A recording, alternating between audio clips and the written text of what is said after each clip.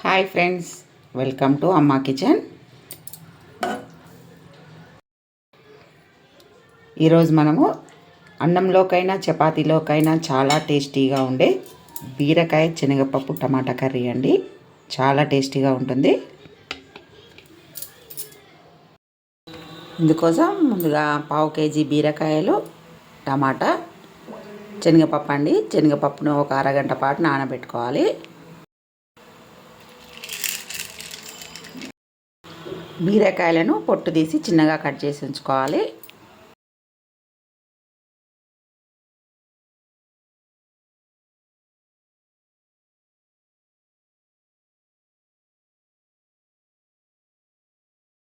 Stove on చేసి ఒక గిన్నె పెట్టుకొని 3 స్పూన్ల ఆయిల్ వేసుకోవాలి. నూనె కాగిందండి. ఉల్లిగడ్డలు, కట్ చేసిన పచ్చిమిర్చి వేసి వేయించుకోవాలండి.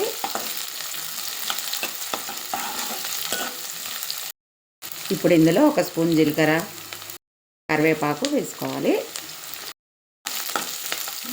దూరగా వేయించుకోవాలి. కరివేపాకు అనేది మన కంటికి చాలా మంచిదండి. కంటికైనా మన జుట్టుకైనా ఆరోగ్యానికి చాలా మంచిది. అటువంటి కరివేపాకుని మనము డైలీ వంటల్లో తప్పకుండా వేసుకోవాలి. అల్లం వెల్లుల్లి పేస్ట్, 1/2 టీ స్పూన్ పసుపు అండి.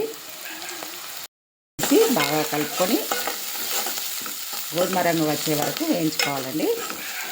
పెట్టిన శనగపప్పు అండి 1 కప్పు వేసి ఒక 2 నిమిషాల పాటు వేగనివ్వాలి.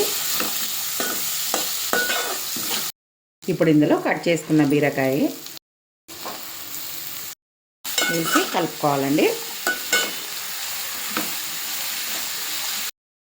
ఇప్పుడు దీనిపై మూత పెట్టి ఒక 2 నిమిషాల పాటు ఉండనివ్వాలి.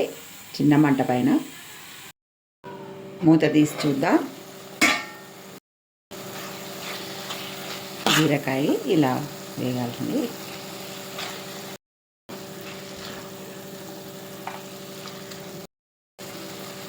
ఇప్పుడు ఇందులో 1 కప్పు టమాటా ముక్కలు వేసి బాగా కలుపుకోవాలి.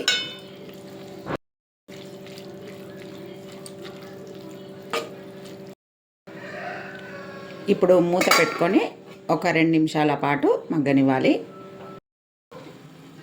ఇప్పుడు మూత తీసి చూద్దాం. ఇలా బీరకాయ టమాటా అన్నీ కూడా చక్కగా వేగాయండి.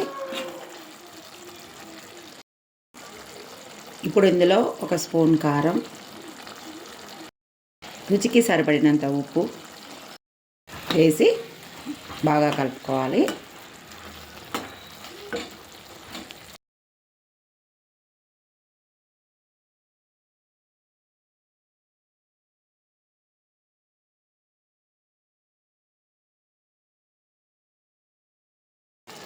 ఇప్పుడు చిన్న మంట పైన ఒక 5 నిమిషాల పాటు మూత పెట్టి ఉంచుకోవాలండి.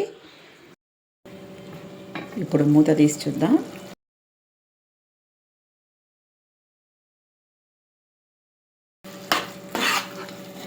బీరకాయ శనగపప్పు టమాటా కర్రీ అండి రెడీ అయింది. ఇప్పుడు ఇందులో శుభ్రంగా కడిగి కట్ చేసుకున్న కొత్తిమీర అండి.